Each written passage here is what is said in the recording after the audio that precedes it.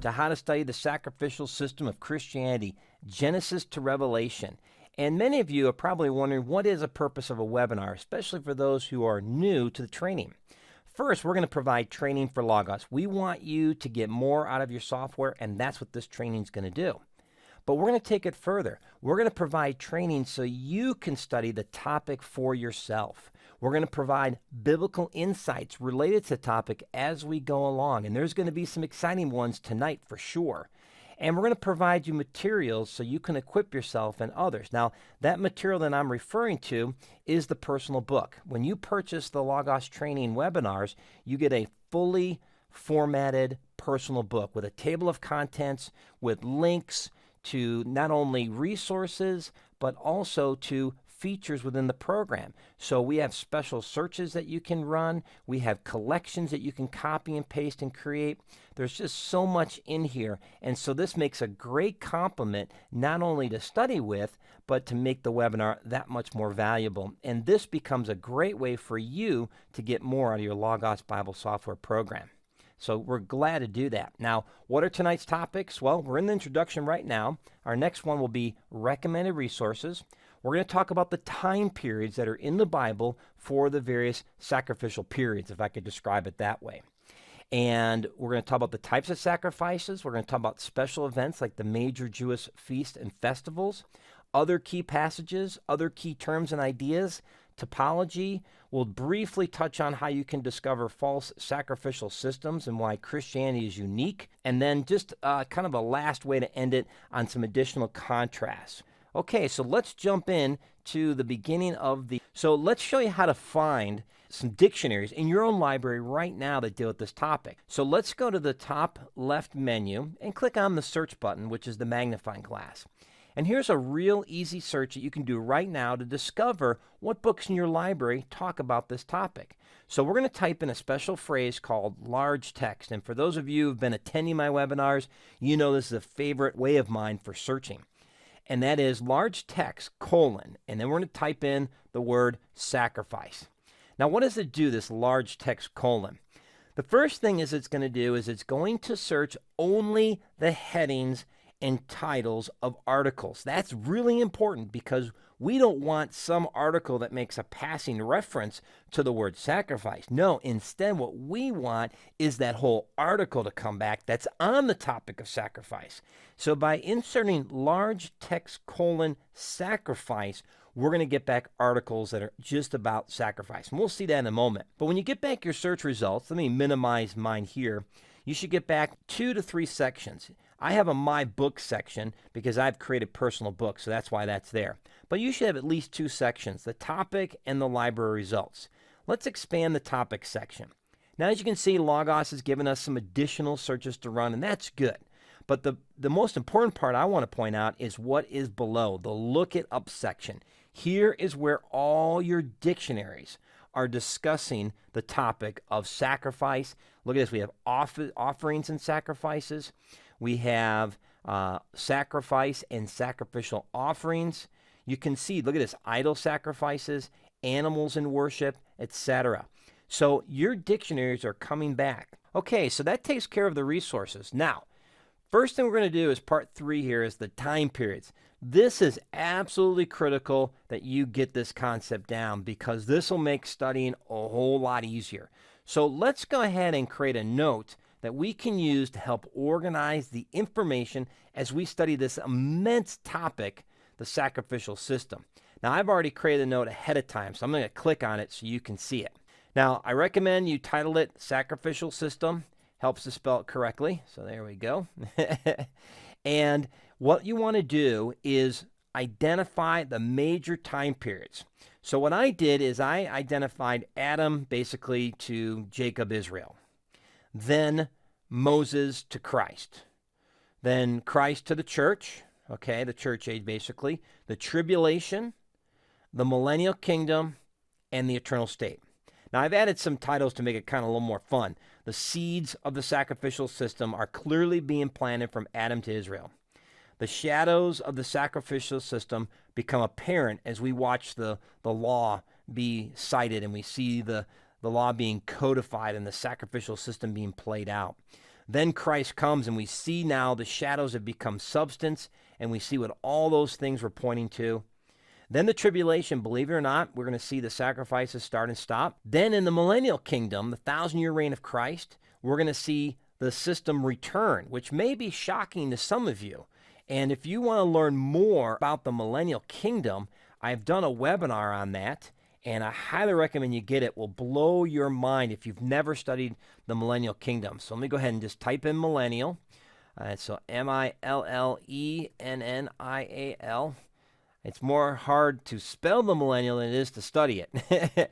But here it is, End Times Part 4. And this is an exciting teaching on the millennial kingdom. So I'm very thrilled to bring you that. And so take advantage of that. And then after the millennial kingdom, there is the final suspension of the sacrificial system as we enter into the eternal state. I believe this represents the best organizational scheme. This will really help you organize the information, and you can see how God progressively reveals who he is through the sacrificial system, how he prepares us for his son, how he prepares us for the church age, how he prepares us for the millennial kingdom. It's absolutely stunning when you step back from Genesis to Revelation and you see the scope of the revelation that's been written in the scriptures regarding the sacrifices. So let's jump in here and see what we can learn. Now, the goal of tonight's webinar is to give you everything you need so you can study for yourself. So I've tried to aggregate everything together, certainly not everything, because there's more that you'll discover when you hit these topics, but there's some incredible truths that we need even today in the church age. So first, let's go to the very start of the sacrificial system. And this is so critical, and yet it's sometimes we can overlook this because it's just a passing verse. But it's very important to note that the first sacrifice begins in Genesis 3 after sin is introduced into the world. And this makes it a perfect balance with the eternal state, right? Before there was sin, there was no need for a sacrifice. After sin is dealt with and death is abolished and sin's abolished, there's no need for a sacrificial system anymore in the eternal state. So like bookends, Genesis to Revelation, we've got both ends of the bookends having no sacrificial system until Genesis 3. So God has passed judgment, and then Adam calls his wife Eve, which, by the way, don't want you to miss the significant truth there. After all this judgment of death, right? What does Adam do in response to that? Eve. You know why? Because he's realized the grace of God, that he is alive, she is alive, and they will produce offspring. And so she is called life, because not only because she's going to give birth, but because I believe he understands that his life has been spared. And how do I know that? Look at verse 21. The Lord God made garments of skin for Adam and his wife and clothed them. Now, where do garments of skin come from? They come from an animal. So instead of Adam and Eve dying for their sin, a substitute was provided, and a picture of the one-day coming cross of Christ is pictured right there for Adam. And that's why I believe he named his wife Eve, because they're alive and they're going to continue on, and God's will be done. There will be an atonement for the sins one day. And so this is the beginning of the sacrificial system. And I want you to notice a couple things here, okay? First, because there is a sin and there is now a sacrifice, that means that some law has been broken. God's law, which places God in authority, pictures him as king. Very, very key, because if you look through the rest of the sacrificial system, God is the one who's in control. He is the one we've transgressed against, even though we transgress against people because they have been made, because they are the subjects of God. We are transgressing against him because he is the owner of those people. They're his property. We are his property. And so I don't want you to miss that this beginning of these important principles. Second is that it shows you that there is a law that can be broken, and there is a moral right and wrong. It also is a resolution to sin, a justification, and it's done through the death of a substitute to cover their shame. I don't want you to miss this. Remember, Adam and Eve, through their own works, covered themselves with the fig leaves or whatever leaves they found. They tried to cover their shame literally. And then God comes along and truly covers their shame. So I don't want you to miss that very simple word picture that's here, but it is a resolution to sin, a justification. And it's a picture of something greater, that God one day will provide a true sacrifice and a true substitute. Also, another thing that's important to note here is that Adam and Eve were not changed in their nature. Okay, now what do I mean by that? We know that they continue to sin and their offspring continue to sin. Sin has entered the world. And so the sacrifice in of itself could not change their nature. It did, however, appease the wrath of God. And that's very important to notice throughout all the sacrifices as you see that. They're all about appeasements, okay? They don't transform the person. They simply appease God. Now later, Christ's death on the cross, because we're placed in his body, we become a new creature and transformation's now possible. And that's the incredible wonder and beauty of the new covenant. Next is deliverance from bondage and death. So in other words, judgment is implied. Now, all that is in seed form here in Genesis, and we see this played out.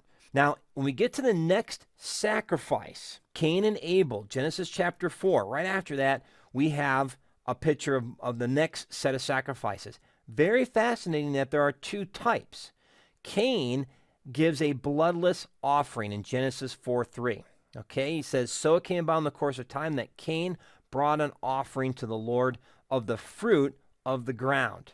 Then Abel, on his part also, brought the firstlings of his flock and of their fat portions.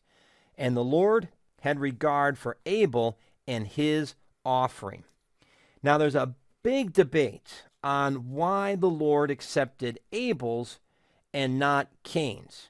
Some have tried to make an argument that Cain should have brought a sacrifice of an animal like Abel. But if we use the Bible, we can go to Hebrews 11:4, and let me jump over there, and I think we get an answer that will end the debate. Hebrews 11:4 says this: "By faith Abel offered to God a better sacrifice than Cain." Two key words, faith and better. This means that Cain did not come in faith. Abel did. That is the main reason why the sacrifice was not received. Very important component then in the world of the sacrificial system. The one who brings the sacrifice must come in faith. Very key point. Notice too, it says better sacrifice, okay? This word better is not the term to say better in the sense of the other one is not necessary or not has any value, okay? It's saying the other one has value, but this one has a superior value. Very important comparison. So in other words, had Cain come in faith with his sacrifice, God would have accepted it. But if you go back to Genesis 3:4, there's this incredible comparison, and I don't want you to miss this because it shows you a lot, okay? It says Cain brought an offering. That's all that we know. Fruit of the ground. But you look at Abel's, we got firstlings of his flock and their fat portions, okay? In other words, clearly Abel is giving the best of the best of the best in faith, and Cain is giving the least of the least of the least, no faith. So those are the two components that I think are very important at, again, the seeds of the sacrificial system. In other words, God expects the one to bring the sacrifice in faith, and it's the best. Now, I have a search here, okay, and I'm going to go ahead and run it, and it's on the word offering. And so you can run this search, and you can see all the places where offerings are mentioned. Very interesting that some translations actually use the word present, which I really like that idea. capturing the idea. When we think of Christmas and we give presents to a loved one, it's a sacrifice on our behalf, and we're giving that to the person for their joy and their enjoyment. And that's an aspect of an offering. Now, of course, if it's a sin offering, that's a whole other thing. And I don't believe these were sin offerings that were being given here. These were free will offerings, so much different attitude in there. Okay, now if we fast forward, the next set of sacrifices is in Noah, Genesis chapter 8. Very fascinating. Now notice I have this highlighting. So let me explain how I did that and what we can do here. And Doretta says there's no blood in the vegetables. Absolutely. He did curse the ground. That is correct. And I'm glad we're kind of touching upon this idea of blood, because it's very, very key and connected to all the sacrifices. And that is this. Well, we're going to get to it in a minute, because Noah's going to bring some of this out, and I don't want to jump ahead. So hang in there. Okay, so we get to Genesis 8:20. Let me show you these highlighting filters that I've created. So let's go to Tools, and let's go to Highlighting. And I've created a special palette called Sacrificial System. So click on New Palette, and then go ahead and type in Sacrificial System. Now I'm going to go ahead and just press Enter and then delete this one because I've already created it. So there we go. And then I'm going to just edit the first one so you can see what I did. So I'm going to click on move my mouse over the word Sacrificial System, over the palette name. I'll see a triangle there to the right. We'll click on that, and we're going to choose Add New Style. And then let me go back now to my Sacrificial System and edit one so you can see what I've done.